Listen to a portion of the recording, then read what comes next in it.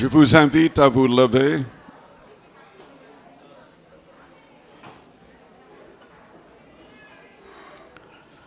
Si vous avez votre Bible, je vais lire dans Matthieu chapitre 24.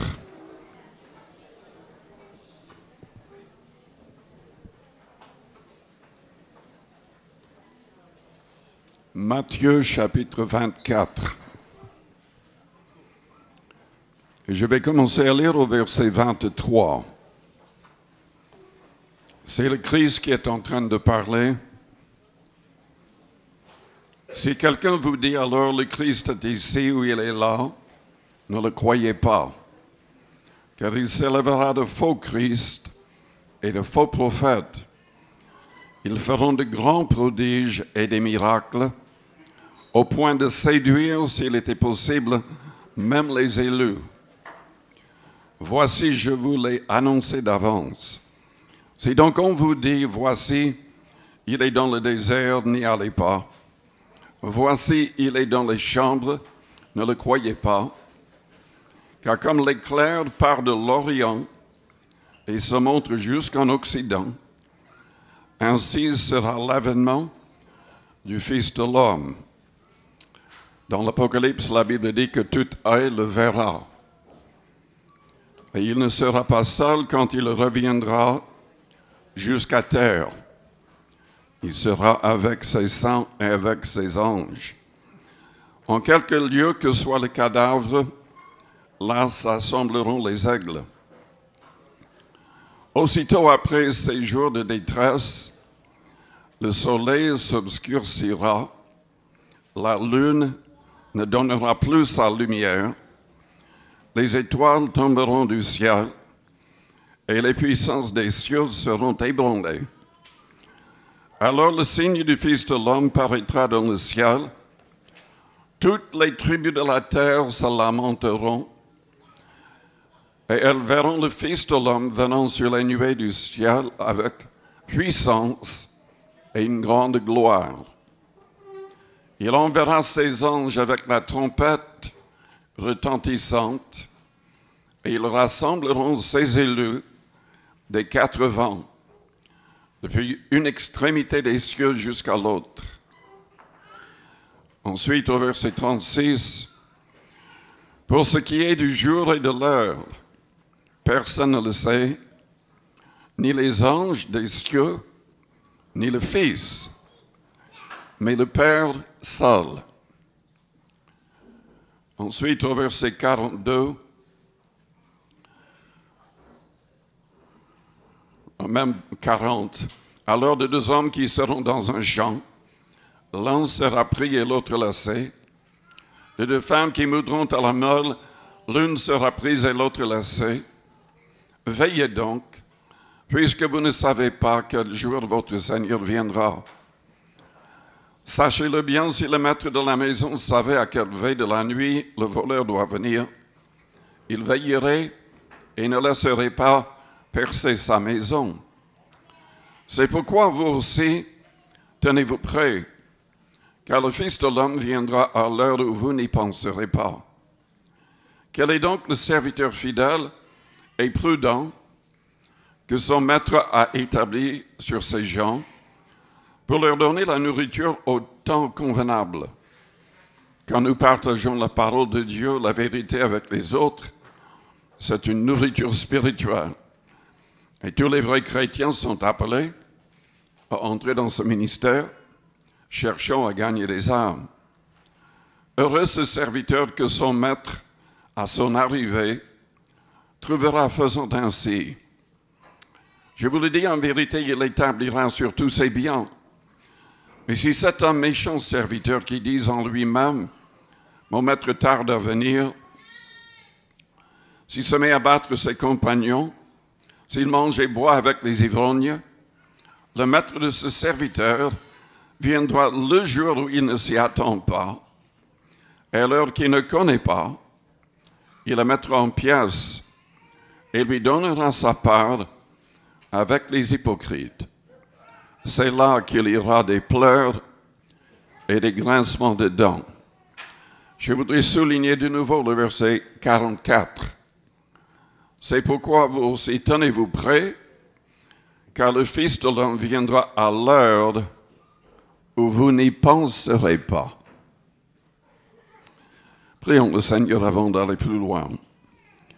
Père Céleste, nous te louons, nous te bénissons pour ta parole qui nous éclaire, qui nous avertit. Merci pour ton esprit qui agit aussi dans nos cœurs. Seigneur, parle à toute personne ici et que nous puissions tous être prêts pour ton retour. Que nous puissions tous être utilisés pour gagner des âmes. Que nous ne gaspillons pas notre temps ou nos vies en des choses inutiles. Seigneur, aide-nous à te suivre véritablement. Au nom de Jésus-Christ. Amen. Vous pouvez vous asseoir. Jésus-Christ a dit quelque chose d'autre aussi avant de monter au ciel, dans Actes chapitre 1er. Les disciples voulaient connaître ce qui allait se passer. Ils voulaient savoir qu'il allait établir le royaume ou quand il allait le faire. Au verset 6. Alors les apôtres réunis lui demandèrent, « Seigneur, est-ce en ce temps que tu rétabliras le royaume d'Israël ?» Il leur répondit, « Ce n'est pas à vous de connaître les temps ou les moments que le Père a fixés de sa propre autorité. Mais vous recevrez une puissance, le Saint-Esprit survenant sur vous, et vous serez mes témoins à Jérusalem, dans toute la Judée, dans la Samarie et jusqu'aux extrémités de la terre. » Il est très difficile de connaître de manière précise tout ce qui va se passer. Les théologiens, les pasteurs sont très divisés quand il s'agit du retour du Christ. Et les raisons pour cela, c'est que la Bible, dans l'Apocalypse et dans Daniel, ne donne pas tous les événements de manière, chronologique. Par exemple, dans l'Apocalypse 11, la Bible commence à parler du retour du Christ. Mais c'est au chapitre 19 quand il vient vraiment. Il y a plusieurs passages et on ne sait pas exactement comment ça va se faire. Le film que vous avez vu est basé sur l'idée que l'Église sera enlevée avant les 7 années de tribulation. Nous savons qu'il y aura 7 années parce que Daniel en a parlé dans le chapitre 9. Il avait déjà prophétisé quand Jésus-Christ viendrait la première fois sur terre. Il s'agit de semaines dans le chapitre, mais quand on se rend compte qu'il s'agit de semaines, d'années, et on fait le calcul, on se rend compte qu'il avait prophétisé vraiment le temps où le Christ serait sur terre la première fois. Mais il y a une semaine qui reste, c'est-à-dire cette année. Et même dans l'Apocalypse, il s'agit de cette année, divisée en deux parce que il semblerait que les premières 3 années et demie sont des temps de grandes difficultés, de guerre, de maladies, de toutes sortes de problèmes, mais il ne s'agit pas encore de la manifestation de la grande colère de Dieu contre les hommes. Sa colère est manifestée pendant les dernières 3 années et demie. Mais déjà, pendant les premières 3 ans et demi, un quart de la terre mourra. Des milliards. Pendant la Première ou la Deuxième Guerre mondiale, il y avait, je ne sais pas le nombre exact, mais je sais que c'était plus de 50 millions de personnes qui sont mortes. Mais dans la guerre qui sera déclenchée, au début de la tribulation, il y aura des milliards, un quart de la terre mourra à cause de guerres, de maladies et de toutes sortes de problèmes liés à cela. J'ai écouté une vidéo il y a quelques jours qui parlait d'un problème qui touche les États-Unis. C'est évident que les États-Unis sont très puissants. Le problème, c'est qu'en réalité, une seule bombe, et je ne parle pas de bombe nucléaire, une seule bombe peut complètement rendre inutile tout ce qui existe là-bas. Tout ce qui est électrique et toutes les choses liées à l'électricité peuvent être anéanties par une seule bombe qui pourrait être explosée à 300 km dans l'atmosphère au-dessus des États-Unis. Ils ont des bombes maintenant. N'importe quel pays, la Russie, l'Iran, n'importe quel pays, pourrait faire exploser avec un missile une seule bombe. Et il n'y aurait plus d'électricité. Et je lisais que ce serait impossible avant 5 ans de rétablir l'électricité. Évidemment, ça pourrait toucher la France ou n'importe quelle nation si quelqu'un voulait faire exploser une telle bombe.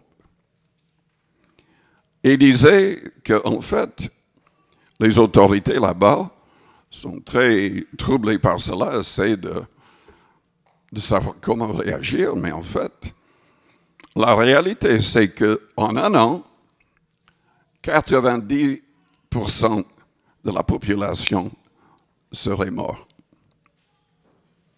Parce que les gens ne peuvent pas faire face à tout cela. Il n'y aurait même pas d'eau, sauf les personnes près d'un lac ou d'une rivière. Tout est lié à l'électricité. Cette bombe grillerait les transports. En fait, ce n'est même pas une bombe qui pourrait le déclencher. Il disait que toutes les 150 ans, il y a des explosions dans le Soleil qui pourraient produire le même effet, mais ce serait dans le monde entier. Et le monde serait réduit. Les gens qui survivraient seraient, comment dire, plongés en arrière comme dans le Moyen-Âge. Il n'y aurait plus rien comme nous le connaissons aujourd'hui. Et vous allez me dire, mais enfin, est-ce que ça s'est passé? Oui, plusieurs fois dans l'histoire. En 1859, il y avait une telle explosion, mais à l'époque, ils n'avaient que la télégraphe. Ils avaient quand même mis les câbles en dessous de l'océan. Peut-être que vous n'avez pas étudié cela dans l'histoire. Mais en fait, il y avait une explosion dans le Soleil et tout était grillé. Chaque endroit où il y avait les petites maisons avec télégraphe, tout a brûlé. Les lignes ont brûlé. Même en dessous de l'océan, les câbles ont été anéantis. Mais ce n'était pas extrêmement grave parce que la télégraphe, ils pouvaient le remettre. Aujourd'hui, nous dépendons complètement de l'électricité. Même pour les banques et tout le reste. Mais si vous avez des millions en banque, il n'y aura plus aucune trace de vous.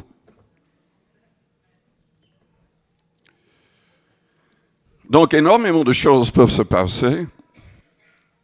Et selon l'Apocalypse, beaucoup de choses vont se passer. La question qui se pose, est-ce que les croyants seront enlevés avant,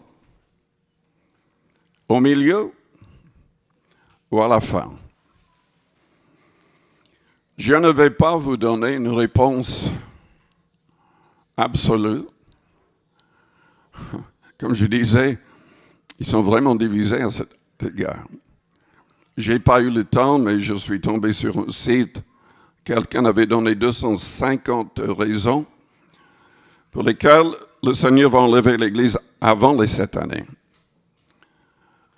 Je n'ai pas eu le temps de lire tout ça, mais je savais déjà ce que certains donnaient comme raison. Ils donnent comme raison, à Romains chapitre 5, que nous ne sommes pas destinés à la colère, mais au salut. Le problème avec le verset, c'est que l'opposé du salut, c'est l'enfer. Donc la colère dont il est question dans ce chapitre pourrait se référer uniquement à l'enfer et pas forcément à ce qui va se passer sur terre. Ils imaginent aussi, à cause de cette semaine mentionnée dans Daniel, que ces 7 années seront vraiment le temps pour Israël, plus que pour l'Église. Ils croient que l'Église sera enlevée, parce qu'il est vrai que quand on lit l'Apocalypse, après le chapitre 3, c'est au chapitre 2 et 3 que le Seigneur parle aux 7 églises en Turquie. Et beaucoup de gens pensent que cette église était symbolique de l'histoire de l'Église. Au chapitre 4, une porte est ouverte. Jean est appelé à monter. Ils imaginent que c'est l'enlèvement.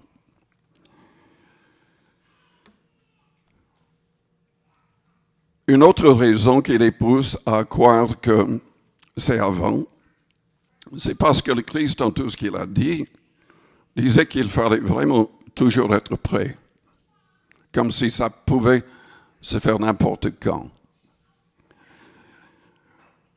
Moi-même, personnellement, je ne sais pas ce qui va se passer. Mais j'ai des doutes, et je vais vous expliquer pourquoi. J'ai des doutes à l'égard de l'idée que tous seront enlevés avant. J'espère qu'on sera enlevés avant. Mais de toutes les manières, même maintenant, il y a des chrétiens qui sont en train de mourir pour leur foi. 100 000 chrétiens sont tués tous les ans actuellement à cause de leur foi en Jésus-Christ. Et il est vrai que dans l'Apocalypse, pendant ces 7 années, la Bible parle de beaucoup de gens qui seront décapités. Il y a beaucoup de gens qui vont mourir de faim parce qu'à moins de prendre la marque du faux prophète, de l'Antéchrist, ils ne pourront pas acheter ou vendre. Et ils seront avertis même par des anges parlant du ciel pour ne pas prendre cette marque. Parce que si on prend la marque, le nombre de la bête, on ne pourra plus jamais être pardonné. C'est ce que la Bible dit. Lisons dans 1 Thessaloniciens 4. 1 Thessaloniciens chapitre 4.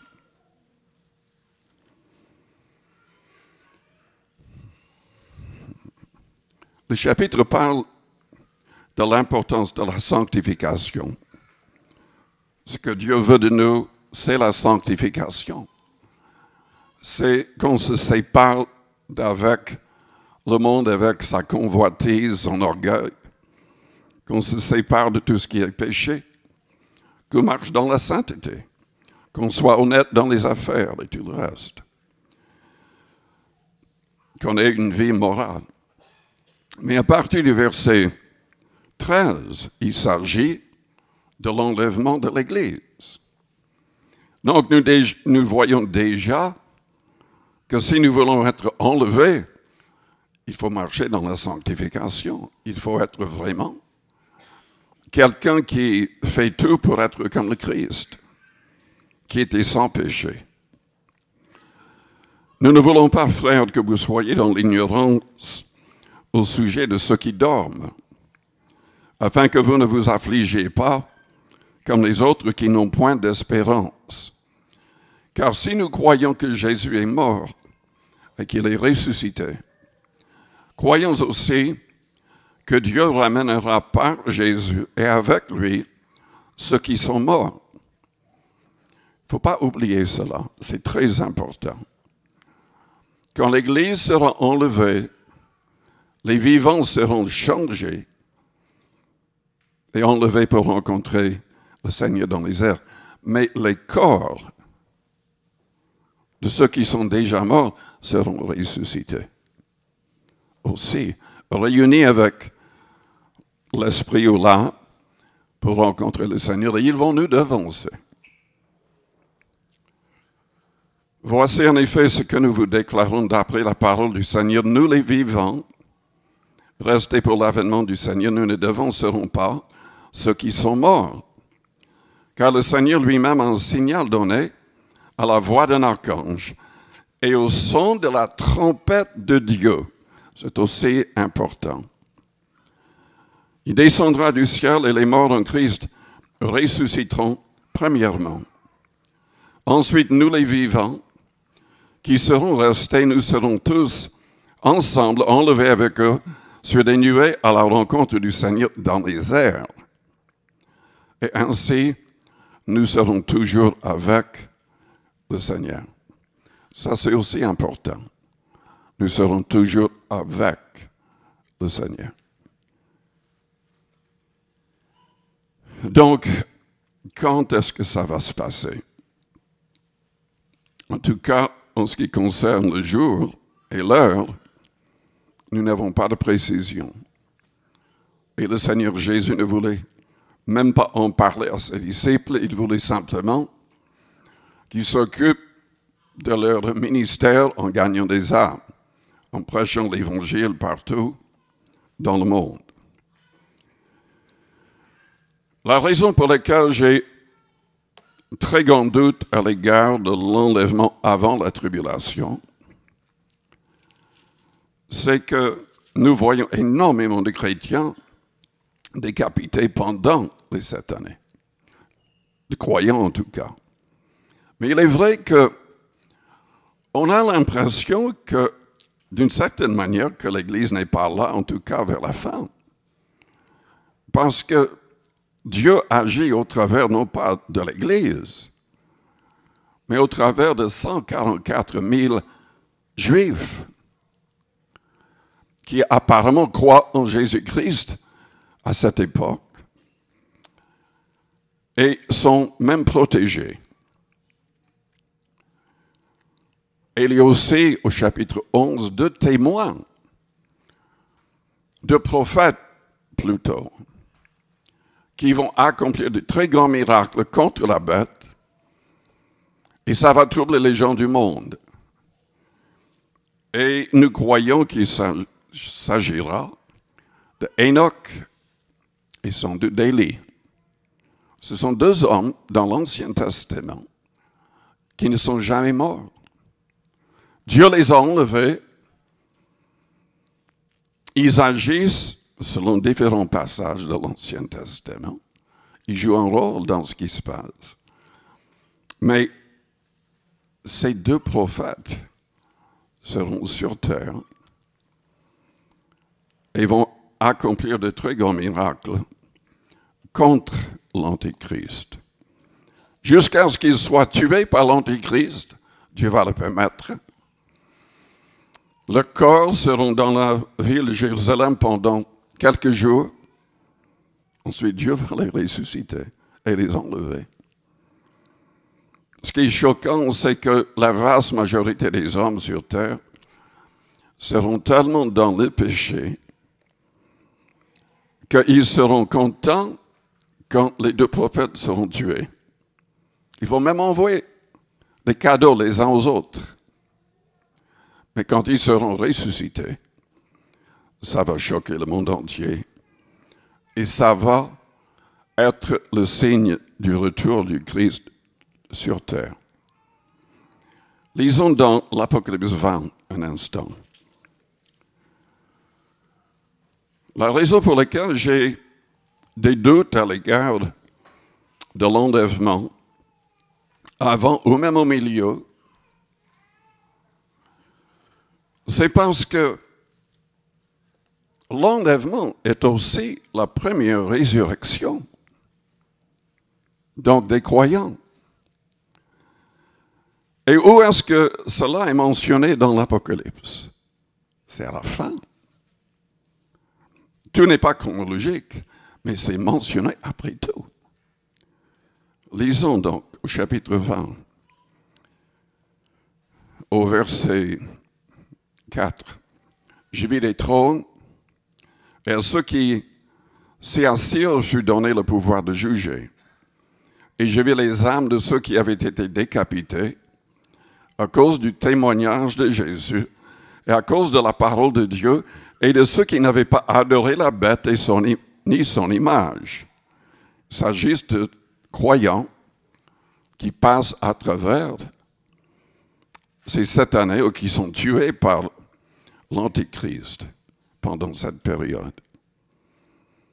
Ils meurent parce qu'ils n'ont pas adoré la bête ni son image, et qui n'avaient pas reçu la marque sur leur front ou sur leurs mains. Ils revinrent à la vie et ils régnèrent avec Christ pendant 1000 ans. Si cela est chronologique,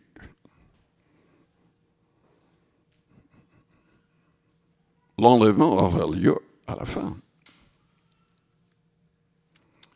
Nous avons lu aussi dans Matthieu ce que Jésus a dit. Le signe du Fils de l'homme paraîtra dans le ciel. Toutes les tribus de la terre se lamenteront et elles verront le Fils de l'homme venant sur les nuées du ciel avec puissance et une grande gloire. Et qu'est-ce qui se passe pendant qu'il descend? Il enverra ses anges avec la trompette retentissante. Ils rassembleront ses élus des 4 vents depuis une extrémité des cieux jusqu'à l'autre. Il s'agit des croyants qui sont enlevés. En tout cas, ça donne cette idée.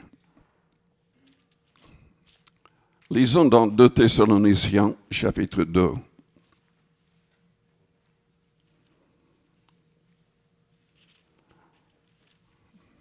2 Thessaloniciens, même chapitre 1er pour commencer, verset 7. Au milieu de la phrase, c'est marqué que le Seigneur Jésus apparaîtra du ciel avec les anges de sa puissance, au milieu d'une flamme de feu, pour punir ceux qui ne connaissent pas Dieu et ceux qui n'obéissent pas à l'évangile de notre Seigneur Jésus. Ils auront pour châtiment une ruine éternelle, loin de la face du Seigneur et de la gloire de sa force. Lorsqu'il viendra pour être en ce jour-là, glorifié dans ses saints et admiré dans tous ceux qui auront cru, car notre témoignage auprès de vous a été cru. Je vous pose une question. Il y a combien de résurrections? La Bible semble parler de la résurrection des justes et des injustes. La résurrection des justes est mentionnée au chapitre 20, après tout. Selon Thessaloniciens 4, l'enlèvement, c'est la première résurrection. Donc ça met le doute pour l'idée qu'on est enlevé avant la tribulation, ou même au milieu. Bien que il y a des passages qui sont difficiles à saisir. Mais lisons au chapitre de Thessaloniciens, chapitre 2. C'est Paul qui parle. Et qu'est-ce qu'il dit au verset 1er? Pour ce qui concerne l'avènement de notre Seigneur Jésus-Christ, écoutez bien, et de notre réunion avec lui, nous vous prions, frères, de ne pas vous laisser facilement ébranler dans votre bon sens et de ne pas vous laisser troubler, soit par quelque inspiration, soit par quelques paroles ou par quelques lettres qu'on dirait venir de nous, comme si le jour du Seigneur était déjà là. Le verset premier semble indiquer que notre enlèvement, notre réunion avec lui, c'est au même moment où il descend. Son avènement. Quand tous le verront. Il dit au verset 3 que personne ne vous séduise d'aucune manière, qu'il faut que l'apostasie soit arrivée auparavant. Ça, c'est déjà le cas. Les églises, je ne parle pas uniquement de l'Église catholique, mais des églises protestantes, beaucoup d'églises évangéliques et autres, acceptent des choses qui sont des abominations pour Dieu. Et ils se détournent de la Bible, de la sainte doctrine. Il faut qu'on voie paraître l'homme du péché, le fils de la perdition, avant l'avènement du Seigneur. Dans d'autres termes, les croyants vont connaître qui est l'Antichrist, avant que Jésus ne revienne sur terre en tout cas. Mais le verset premier semble mettre notre enlèvement en même temps. Je ne dis pas que c'est le cas, mais c'est ce qui semble être la réalité. Déjà, le problème de l'Apocalypse 20, est-ce qu'il y a vraiment deux résurrections? Est-ce qu'on va être enlevé et les gens ressuscités et après, il y aura une autre résurrection?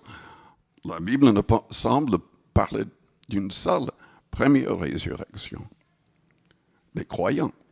Et l'autre, c'est pour les non-croyants qui seront jetés dans les temps de feu.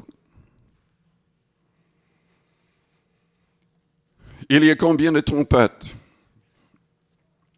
La Bible dit qu'au moment où il y aura l'enlèvement, il y aura le son de la trompette. En tout cas, dans l'Apocalypse, il y a 7 trompettes qui sonnent.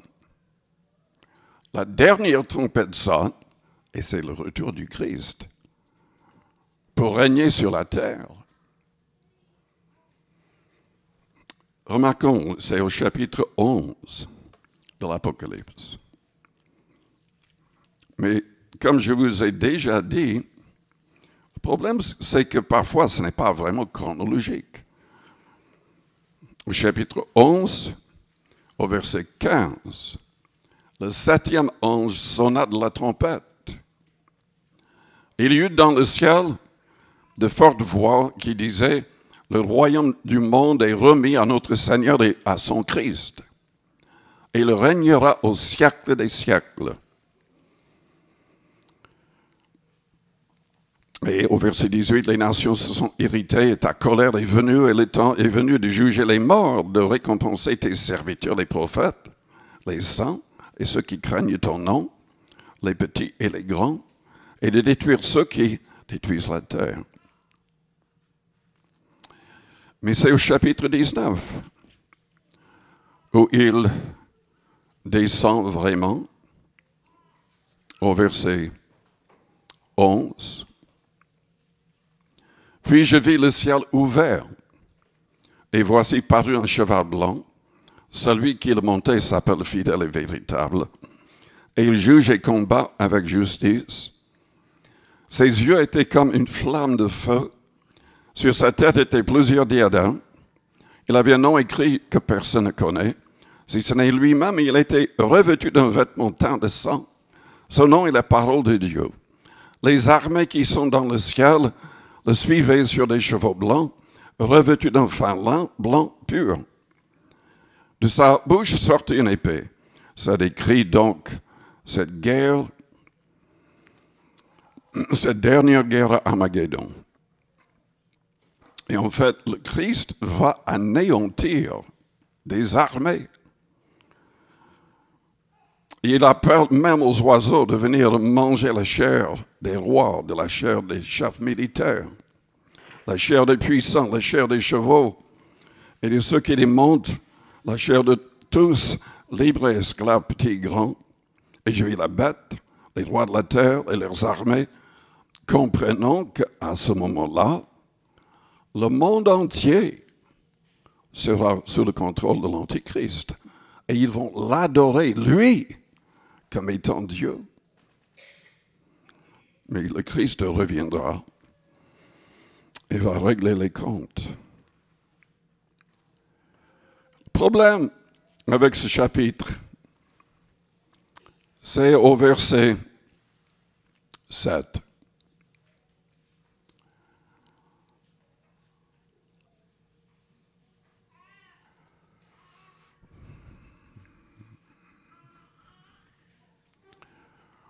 Réjouissons-nous et soyons dans l'allégresse et donnons-lui gloire, car les noces de l'agneau sont venues.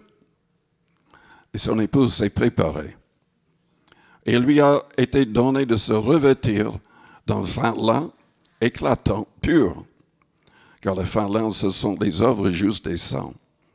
L'ange me dit, écrit, heureux ceux qui sont appelés au festin de noces de l'agneau. Et il me dit, ces paroles sont les véritables paroles de Dieu. J'ai tombé à ses pieds pour l'adorer, mais il dit, garde-toi de le faire. Je suis ton compagnon de service. Adore Dieu. Les noces de l'agneau sont mentionnées là. Non pas que ça a lieu à ce moment-là, mais il y a beaucoup de gens qui, avec l'idée que l'enlèvement aura lieu avant ou au milieu, qu'il faut que ça se passe ainsi pour qu'il y ait les noces de l'agneau. Se souper en quelque sorte avec le Seigneur, avec tous ses saints. Mais la Bible ne dit pas quand ça aura lieu. Ça pourrait avoir lieu sur terre aussi, ainsi que le tribunal de Christ pourrait avoir lieu sur terre. Certains imaginent que ça va avoir lieu au ciel, mais la Bible ne le dit pas. Mais les noces sont mentionnées ici au moment du retour du Christ sur terre, avec son armée.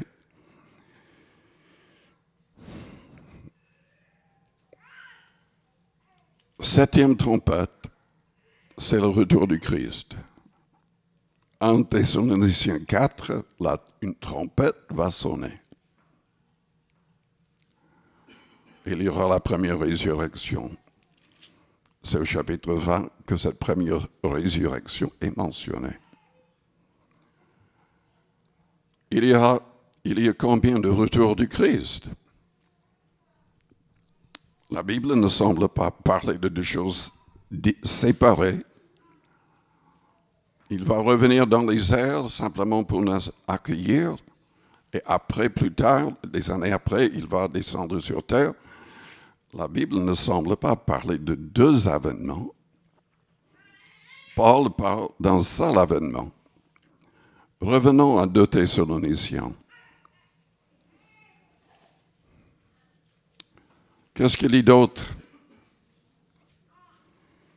Il dit que les croyants, avant son avènement, vont savoir qui est l'Antéchrist. Et c'est au milieu de cette année que l'Antéchrist se déclare comme étant Dieu. Et déjà, il faudrait qu'il y ait le temple de Jérusalem reconstruit. Parce qu'il va entrer dans le temple et se déclarer comme étant Dieu.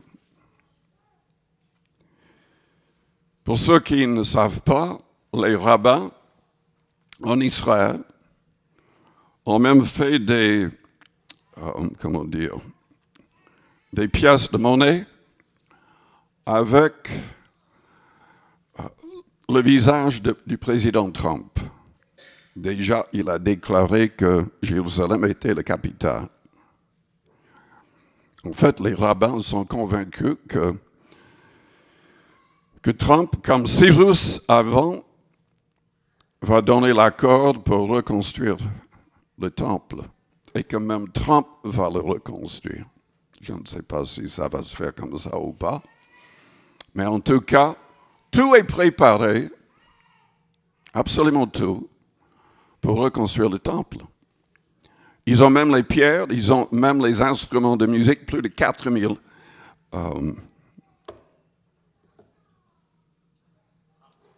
harpes. Oui. Tout est préparé.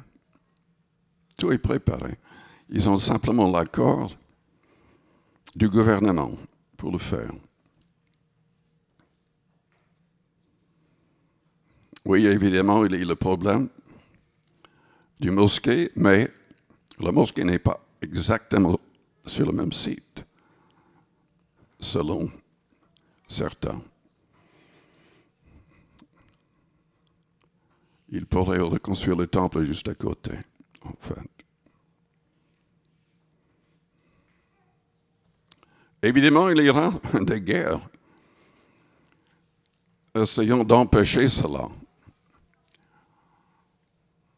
Mais selon la Bible, selon Paul, selon le Saint-Esprit, apparemment, c'est donc au milieu que les chrétiens vont comprendre qui est l'Antéchrist.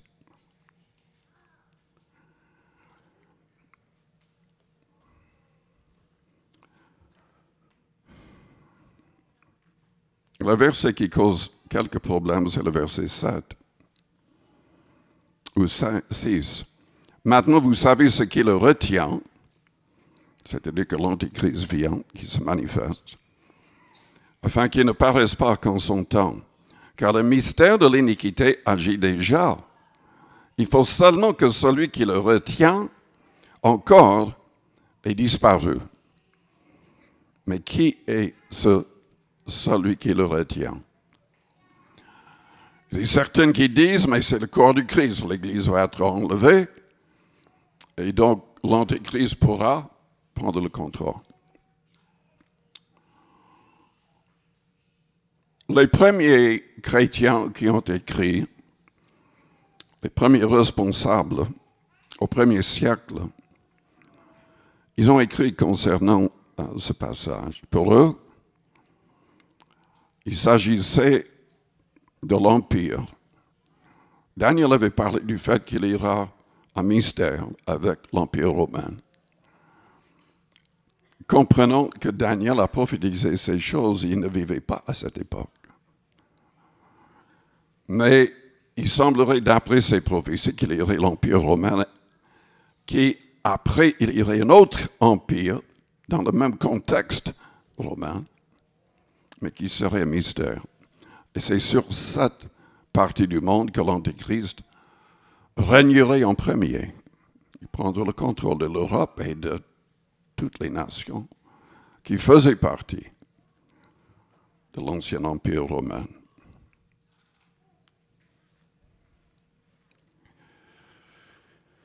Nous ne savons pas. Eux, ils disaient que le passage se référait simplement à cet empire, que cet empire serait anéanti, on n'aurait plus de pouvoir au moment où l'Antéchrist prendrait le contrôle.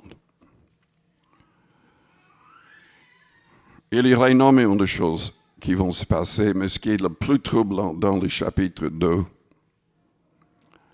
au verset 9, l'apparition de cet impie se fera par la puissance de Satan, avec toutes sortes de miracles, de signes et de prodiges mensongers, et avec toutes les séductions d'iniquité, pour ceux qui périssent parce qu'ils n'ont pas reçu l'amour de la vérité pour être sauvés.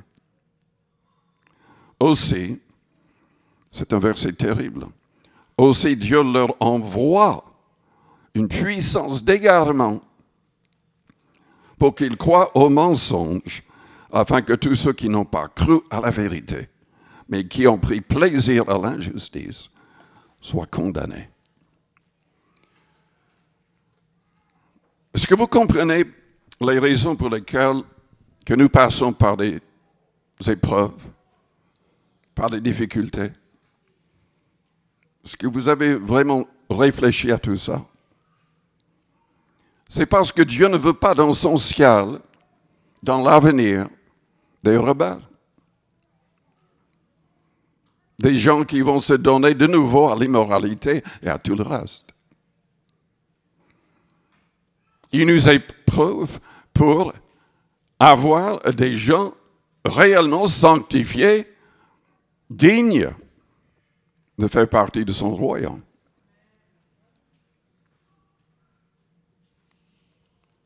Quand ils voient que les gens n'aiment pas la vérité, préfèrent le mensonge, il les égare lui-même.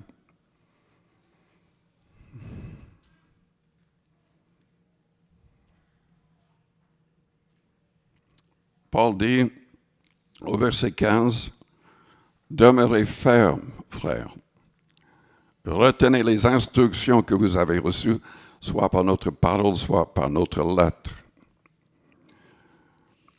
De toutes les manières que le Seigneur revient avant, au milieu ou à la fin, dans tous les cas de figure, il faut être prêt.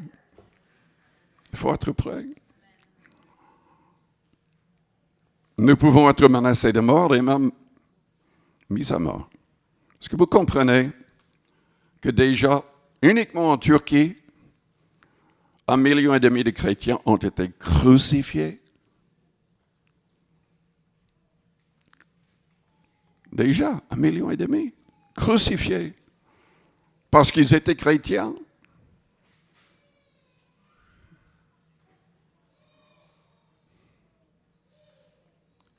Qui sera prêt?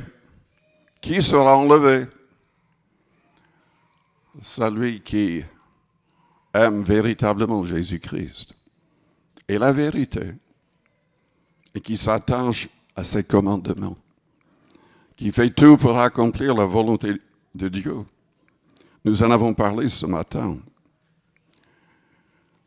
Qui sera sauvé? Celui qui gardera la foi et une bonne conscience, c'est-à-dire qui marchera dans la sainteté.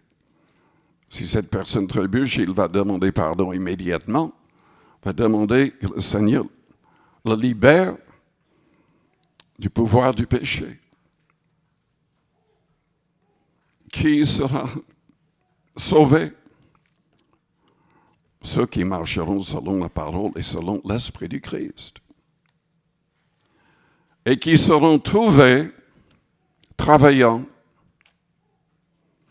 Nous l'avons lu dans Matthieu 24, dans cette histoire du maître avec un serviteur, ou des serviteurs.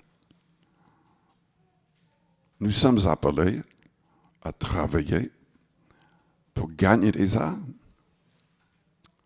Nous devons même travailler à notre propre salut avec crainte et tremblement, selon Philippiens chapitre 2 au verset 12. Donc, travailler comment? Par la prière, par l'étude de la parole, la méditation de sa parole et en cherchant les âmes. À la fin de 1 Corinthiens 15, qui parle aussi de l'enlèvement et de la mort, le chapitre termine en disant que nous devons travailler de mieux en mieux à l'œuvre du Seigneur, sachant que notre travail ne sera pas en vain.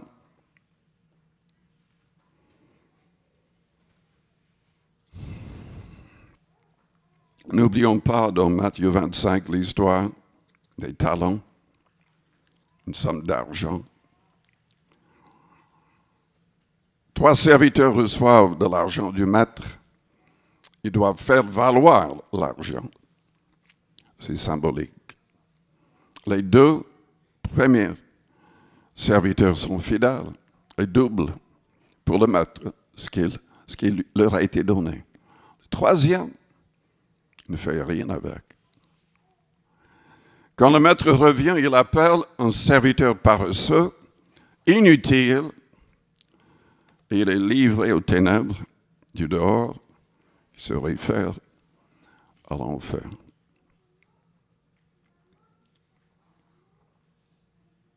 Je crois vraiment que nous sommes à la fin des temps. Je crains que nous sommes vraiment très près de la Troisième Guerre mondiale, qui pourrait être le début de la tribulation.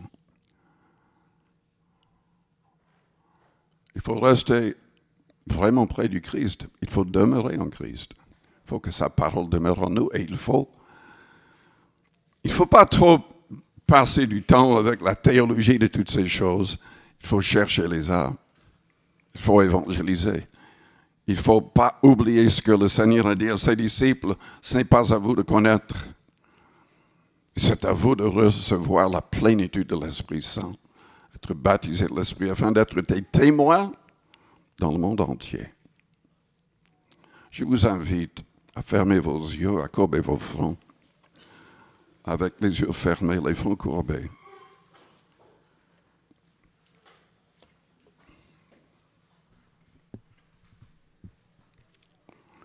Si vous êtes là et vous n'avez pas l'assurance de votre salut, si vous n'avez pas encore demandé au Seigneur Jésus-Christ de vous transformer, de faire de vous un vrai enfant de Dieu, un vrai disciple, mais vous avez envie de le faire, vous avez envie de saisir la main du Christ, j'aimerais prier pour vous, pendant que les yeux restent fermés, les fronts courbés. Si vous voudriez que je prie pour vous dans ce sens, faites-moi signe. En élevant votre main, juste pour l'instant, je la verrai. Et je prierai pour vous. Merci. Merci. Est-ce qu'il y a quelqu'un d'autre qui a besoin de prière?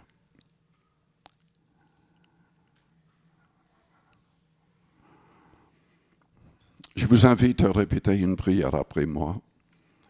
Que toute l'Église répète la prière pour aider les personnes qui ont élevé la main. Pensez très fort à Dieu, à Jésus-Christ. Priez avec votre cœur. Père Céleste, j'ai besoin de toi. Je reconnais que tous les hommes sont pécheurs. J'ai besoin de ton pardon et que tu me transformes entièrement. Je confesse ma foi en Jésus-Christ. Il était sans péché. Il est mort pour mes fautes, pour satisfaire à la justice divine. Et tu as accepté son sacrifice pour moi en le ressuscitant le troisième jour. Tu l'as élevé en gloire pour que le Saint-Esprit nous soit envoyé.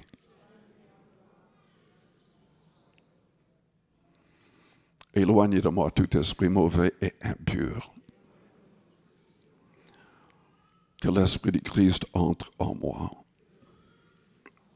afin de changer ma manière de penser et de parler. Je désire que mes actions et que mes réactions te glorifient, Seigneur. Donne-moi la force de renoncer aux mauvaises œuvres de la chair, de pouvoir renoncer à l'orgueil et à la convoitise. Purifie-moi entièrement. Remplis-moi de l'amour du Christ. Et donne-moi la force de témoigner et de gagner des âmes. Là, à votre place, priez à votre manière, avec vos propres paroles. La Bible dit, si nous confessons nos péchés, il est fidèle et juste pour nous les pardonner et pour nous purifier de toute iniquité. Quiconque invoquera le nom du Seigneur sera sauvé. Quand nous voulons véritablement qu'il soit notre maître, le Seigneur de chaque détail de notre vie, il agira en nous. Donc priez avec foi là où vous êtes, dans le silence de votre cœur.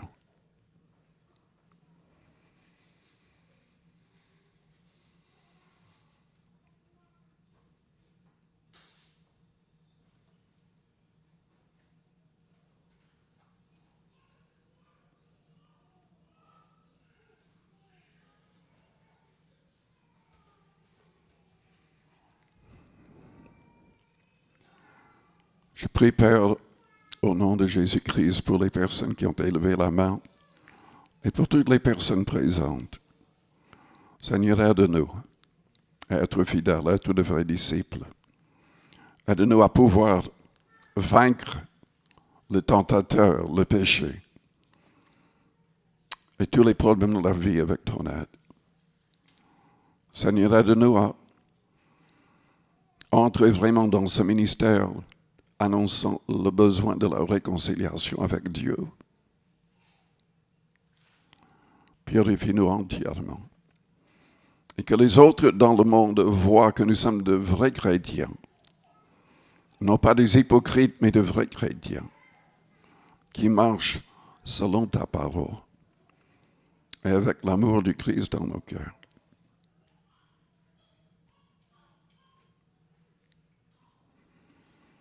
Ce matin, le Seigneur a agi. Pour guérir, il peut toujours guérir. Si vous êtes malade et avez besoin de prière dans ce sens, ou avez besoin d'un miracle dans un autre domaine, élevez vos mains bien haut vers le ciel et nous prierons pour vous. Père Céleste, tu connais les faiblesses de chacun, les besoins de chaque personne. Agis miraculeusement et que nous puissions entendre un grand nombre de témoignages de miracles accomplis au nom de Jésus. Merci pour cette journée. Aide-nous à être fidèles, accompagne-nous à nos demeures. Et Seigneur, sers-toi de nous pour ta gloire. Au nom de Jésus-Christ. Amen.